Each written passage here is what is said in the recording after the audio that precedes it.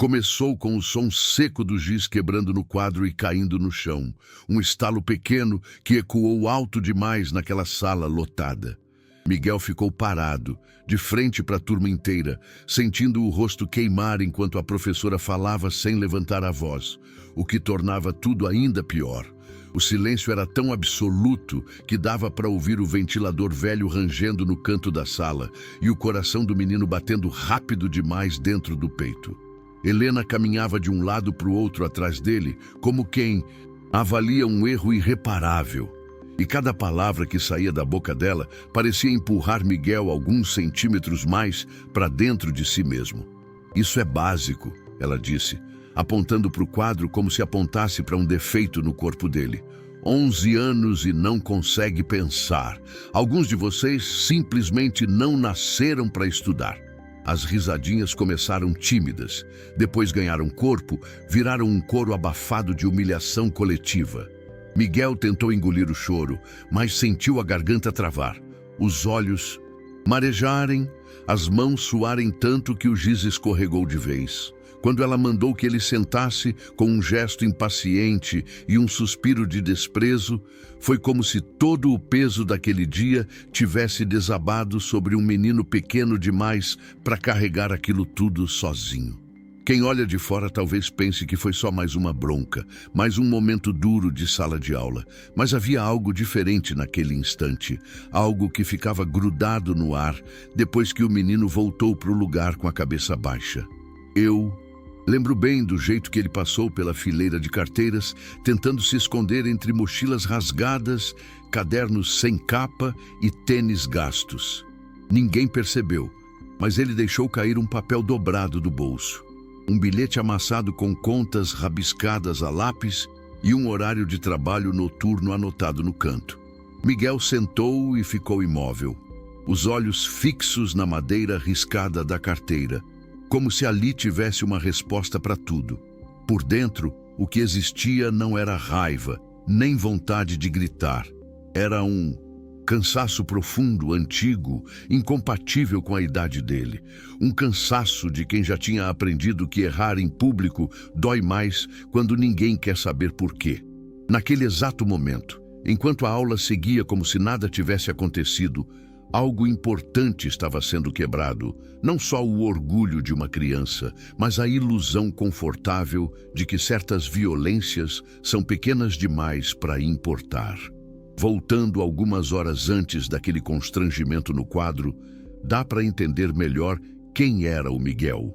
Fora daquele retângulo de paredes descascadas que chamavam de sala de aula. Ele acordou naquele dia antes do sol, como quase sempre, com o barulho da chaleira velha apitando na boca do fogão e o cheiro fraco de café ralo se espalhando pela casa apertada. A mochila dele ficava encostada atrás do sofá rasgado, sempre meio vazia, porque faltava caderno, faltava lápis, faltava o que comprar. Miguel não era distraído por preguiça, como diziam. Ele carregava na cabeça uma lista de preocupações que não cabia num menino de 11 anos. Sabia o horário em que precisava passar na mercearia depois da escola para pedir fiado. Sabia calcular de cabeça quanto dava para esticar o dinheiro da semana. Sabia identificar pelo som da respiração se a mãe estava chegando cansada demais para conversar. Ana quase nunca aparecia nas reuniões, e isso virava cochicho entre os professores, como se a ausência fosse sinônimo de desinteresse. Ninguém ali parecia imaginar que aquela mulher saía de casa ainda de madrugada, com a roupa simples e o rosto sério para enfrentar audiências, decisões pesadas e um mundo que exigia dela uma força que sobrava pouco quando chegava em casa. Miguel ia para a escola com a cabeça cheia de contas, horários e silêncios, tentando ser invisível para não dar trabalho, e isso, ironicamente, fazia com que ele fosse notado do pior jeito possível. Helena Duarte, por outro lado, era uma presença impossível de ignorar. Caminhava pelos corredores da escola com passos firmes, o salto médio ecoando no piso como um aviso antecipado. O cabelo sempre preso num coque apertado, os óculos na ponta do nariz e um olhar que parecia medir as pessoas de cima a baixo, como quem avalia defeitos invisíveis. Ela se orgulhava da fama de linha dura. Contava com certo prazer que em suas aulas ninguém ousava conversar e repetia sem constrangimento que aluno bom é aluno que obedece. Helena acreditava genuinamente que a humilhação era uma ferramenta pedagógica, algo que moldava caráter, que separava os fortes dos fracos. Miguel, com a roupa um número maior herdada de alguém, o olhar sempre distante e as respostas inseguras, encaixava perfeitamente no molde de tudo que ela desprezava. Para ela, ele não era uma criança tentando sobreviver a um mundo grande demais, era um símbolo do fracasso que ela jurava combater. Cada erro dele reforçava uma narrativa confortável, a de que alguns simplesmente não têm jeito. E assim, naquele dia específico, Helena entrou na sala já armada, já impaciente, sem saber que estava prestes a cruzar uma linha invisível, dessas que não aparecem no chão da escola, mas que mudam o rumo da vida de todo mundo envolvido quando são ultrapassadas. O restante daquele dia foi se arrastando com uma lentidão quase cruel, como se o tempo tivesse decidido observar Miguel de perto. Depois da humilhação no quadro, ele passou a aula inteira com os ombros encolhidos, tentando desaparecer atrás da própria carteira. Qualquer movimento da professora fazia o estômago dele revirar. Qualquer pergunta lançada no ar parecia uma ameaça direta. No intervalo, ele não foi para o pátio como os outros. Ficou sentado no degrau perto da cantina fechada, mordendo um pedaço de pão duro que trouxe de casa, embrulhado num guardanapo já amarelado. Alguns colegas passaram por ele sem dizer nada. Outros cochicharam coisas que ele fingiu não ouvir, porque ouvir doía mais. O sino tocou, anunciando a próxima aula, e Miguel respirou fundo, como quem se prepara para um mergulho sem saber se vai conseguir voltar à superfície. Dentro da sala, Helena continuava a agir com a mesma frieza calculada, corrigindo exercícios em voz alta, sempre destacando os erros, nunca os acertos. Quando chegava na mesa de Miguel, ela demorava um pouco mais, fazia comentários secos do tipo que não gritam, mas ficam ecoando por dentro. Você precisa se esforçar, dizia, como se esforço fosse algo que ele pudesse simplesmente ligar e desligar.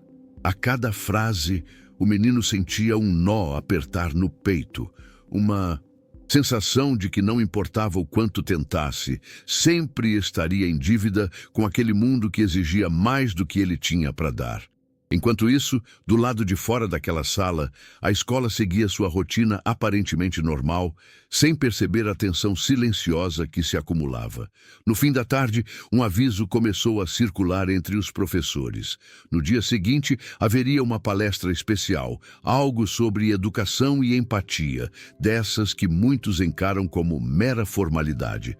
Helena leu o comunicado com desdém, revirando os olhos, comentando com uma colega que esse tipo de discurso bonito não funciona na prática. Ainda assim, havia algo diferente no ar, uma expectativa discreta que ninguém sabia explicar direito. Miguel também ouviu falar da palestra, mas para ele aquilo não significava nada. O pensamento dele estava em como avisar a mãe que a professora tinha pedido para falar com ela mais uma vez. Ele sabia que Ana não iria, não por falta de vontade, mas porque o mundo dela não permitia. Quando saiu da escola naquele dia, o céu já estava alaranjado e o menino caminhou devagar para casa, chutando pedrinhas no caminho, sentindo um cansaço que não combinava com o corpo pequeno. Do outro lado da cidade, Ana encerrava uma audiência difícil, assinava papéis, recolhia processos, sem imaginar que naquele mesmo dia seu filho tinha sido ferido exatamente pelo tipo de violência silenciosa que ela passara a vida inteira tentando combater. As linhas dessas duas realidades estavam prestes a se cruzar e ninguém ali, nem Miguel, nem Helena, tinha ideia do impacto que isso causaria. O dia seguinte amanheceu abafado, com aquele calor estranho que deixa todo mundo irritado antes mesmo da primeira aula começar. A escola parecia mais agitada do que o normal. Professores cochichando nos corredores, a direção pedindo silêncio com mais insistência do que de costume. Miguel chegou cedo, sentou no fundo da sala e ficou observando o movimento, sentindo um aperto diferente no peito, como se algo estivesse fora do lugar. Helena, por sua vez, entrou na sala dos professores com o mesmo ar confiante de sempre, mas havia nela uma tensão sutil, quase imperceptível, que só quem observa com atenção conseguiria notar. Ela ajeitou os papéis na mesa, passou o café sem açúcar, comentou que palestras raramente mudam alguma coisa, mas mesmo assim conferiu o relógio mais vezes do que o habitual. Quando o sinal tocou anunciando a reunião geral no auditório, Helena caminhou com passos firmes, mas sentia um incômodo que não sabia explicar, como uma memória antiga tentando emergir. Miguel foi conduzido com a turma, sentando-se nas cadeiras de plástico duro, segurando a mochila no colo como se fosse um escudo. O burburinho cessou aos poucos, as luzes foram diminuídas e naquele instante, antes mesmo de qualquer palavra ser dita, algo pesado se instalou no ambiente. Uma expectativa que fazia o ar parecer mais denso. A porta lateral do auditório se abriu devagar, e a mulher que entrou, não. Chamava a atenção pela roupa. Simples, elegante, sem ostentação, mas pela postura serena e pelo olhar atento, daqueles que parecem enxergar além das aparências. Ana Ribeiro foi apresentada como juíza de direitos humanos, convidada para falar sobre educação, empatia e responsabilidade social. O nome causou um leve murmúrio entre os professores. Alguns já tinham ouvido falar dela, de casos difíceis, de decisões firmes contra abusos institucionais. Helena sentiu um frio discreto percorrer a espinha. Não por medo, mas por uma estranha sensação de estar sendo observada, mesmo antes de qualquer contato direto. Ana começou a falar com voz calma, sem acusações, contando histórias de crianças silenciadas, de violências que não deixam marcas visíveis, mas moldam vidas inteiras. Enquanto ela descrevia esses cenários, Miguel sentiu os olhos arderem, reconhecendo pedaços da própria rotina em cada exemplo. Helena, sentada na primeira fileira, cruzou os braços, inicialmente defensiva, mas algo começou a rachar por dentro quando percebeu que aquelas histórias não vinham de teorias distantes, e sim de experiências reais, carregadas de detalhes que soavam perigosamente familiares. O auditório inteiro parecia suspenso naquela fala, sem saber que, a qualquer momento, uma verdade ainda maior estava prestes a ser revelada. Foi no meio da palestra, quando Ana fez uma pausa mais longa do que o esperado, que algo mudou de vez no ambiente. Ela respirou fundo, percorreu o auditório com o olhar e deixou que o silêncio trabalhasse por ela, daquele tipo de silêncio que constrange, que obriga a gente a se escutar por dentro. Então, sem elevar a voz, ela disse que tudo o que estava sendo falado ali não vinha apenas dos tribunais, dos relatórios ou das estatísticas frias. Vinha de casa, vinha da própria vida. Algumas cabeças se inclinaram, curiosas. Ana contou que era mãe de um menino de 11 anos, estudante de escola pública, inteligente, sensível, mas constantemente tratado como problema. Cada palavra parecia cair no chão com peso. Miguel sentiu o corpo inteiro gelar quando reconheceu a descrição, como se alguém estivesse lendo sua rotina em voz alta. Helena, por outro lado, sentiu o coração acelerar de um jeito desconfortável, uma sensação rara, quase esquecida. Quando Ana mencionou detalhes pequenos, o material incompleto, o cansaço nos olhos, o silêncio interpretado como desinteresse, Helena teve a impressão de que a sala tinha diminuído de tamanho. E então veio a frase que quebrou qualquer possibilidade de negação.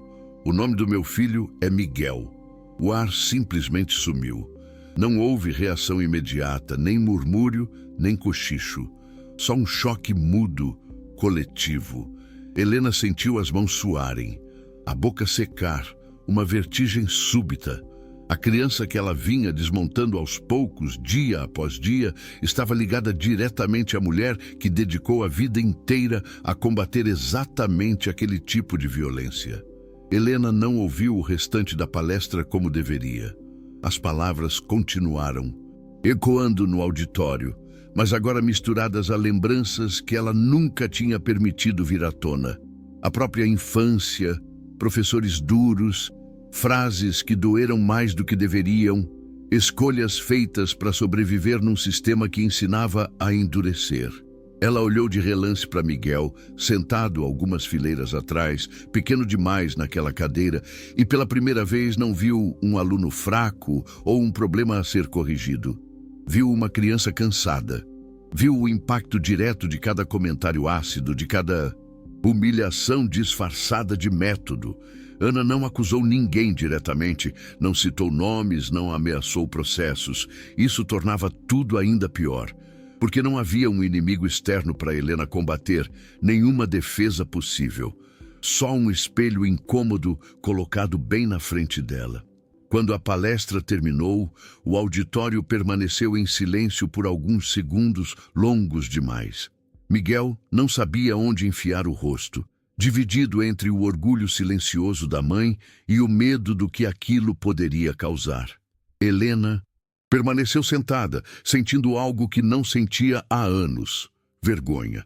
Não a vergonha superficial de ser descoberta, mas aquela profunda que nasce quando a gente entende tarde demais o peso real dos próprios atos. Naquele dia, nenhuma punição formal ainda tinha sido anunciada, mas a transformação já tinha começado, dolorosa, inevitável e impossível de ignorar.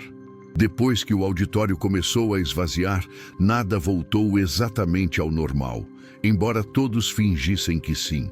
Os alunos saíram em fila, falando baixo demais para crianças daquela idade, como se tivessem sentido que algo sério tinha acontecido ali. Miguel caminhou devagar, com uma sensação estranha no peito, uma mistura de alívio e medo, porque pela primeira vez sua dor tinha sido vista. Mas ele não sabia o preço disso. Helena permaneceu sentada por mais alguns minutos, encarando o palco vazio, sentindo o peso de cada lembrança recente se encaixar como peças de um quebra-cabeça cruel. Nos dias seguintes, e isso eu acompanhei de perto, ela mudou pequenos hábitos quase imperceptíveis. Passou a falar menos alto, a corrigir provas em silêncio, a evitar o sarcasmo automático que antes parecia natural. Não houve espetáculo, nem pedido público de desculpas imediato. Houve algo mais difícil: confronto interno. Helena pediu afastamento temporário das aulas, oficialmente por motivos pessoais. Extraoficialmente, porque já não conseguia entrar em sala sem ouvir a própria voz repetindo frases que agora soavam violentas demais. Miguel, por sua vez, começou a ser tratado com uma atenção cautelosa, quase tímida por outros professores. Ele não virou exemplo, nem símbolo. Continuou sendo apenas um menino, tentando aprender. Mas algo essencial tinha mudado. Pela primeira vez, ninguém ria quando ele errava. E isso, para alguém que viveu tanto tempo encolhido, fez uma diferença imensa. Alguns meses depois, Helena voltou à escola, não como a mesma pessoa. Ainda era rígida, ainda acreditava em disciplina, mas havia algo novo no jeito de olhar os alunos, como se agora enxergasse histórias onde antes via apenas comportamentos. Soube-se, por comentários baixos na sala dos professores, que ela tinha iniciado acompanhamento psicológico e cursos de formação sobre educação emocional. Nada disso apaga o que foi feito, e ela sabia disso. Miguel também sabia. Eles nunca tiveram uma conversa longa, nem um momento cinematográfico de redenção. O que houve foi mais simples e mais real. Um pedido de desculpas curto, dito com a voz trêmula, no fim de uma aula qualquer. Miguel ouviu, assentiu com a cabeça e guardou aquilo do jeito dele, sem saber explicar direito o que sentia. Ana continuou sua luta nos tribunais, mas passou a aparecer mais na escola, não como juíza, mas como mãe. Até hoje, Miguel não entende completamente por que tudo precisou acontecer daquele jeito, naquele único dia, com tanta dor envolvida. Mas ele sabe que algo foi interrompido ali, um ciclo silencioso que poderia ter marcado sua vida inteira. Às vezes, a superação não vem como vitória grandiosa, mas como a chance de continuar sem carregar um peso que nunca deveria ter sido seu. Eu resolvi compartilhar essa história aqui porque ela ficou comigo desde o dia em que aconteceu. Como ficam aquelas experiências que a gente não viveu na pele, mas que mesmo assim deixam marca. Não é uma história sobre vilões óbvios ou heróis perfeitos. E talvez seja exatamente por isso que ela doa e ensine tanto. Ela mostra como a violência mais perigosa quase nunca vem em forma de grito ou tapa, mas disfarçada de método, de costume, de é assim que sempre foi. Miguel seguiu a vida, cresceu com cicatrizes invisíveis, mas também com a certeza de que foi visto a tempo. Helena seguiu carregando o peso do que fez, tentando transformar culpa em responsabilidade, sem garantias de redenção completa. E Ana? Bem, Ana continuou fazendo o que sempre fez, tentando proteger crianças, inclusive a própria, de sistemas que esquecem que do outro lado existem pessoas. Talvez o protagonista dessa história nem entenda tudo até hoje, talvez nunca entenda, mas naquele único dia, algo foi quebrado antes de quebrar ele por inteiro. E isso já foi o suficiente. Se você chegou até aqui, talvez também tenha lembrado de alguém, de alguma sala, de alguma frase que nunca esqueceu. Histórias assim não são para apontar dedos, são para abrir os olhos. Se você gostou da história, deixe seu like, compartilhe e se inscreva no canal. Comente aqui embaixo de qual cidade você está assistindo.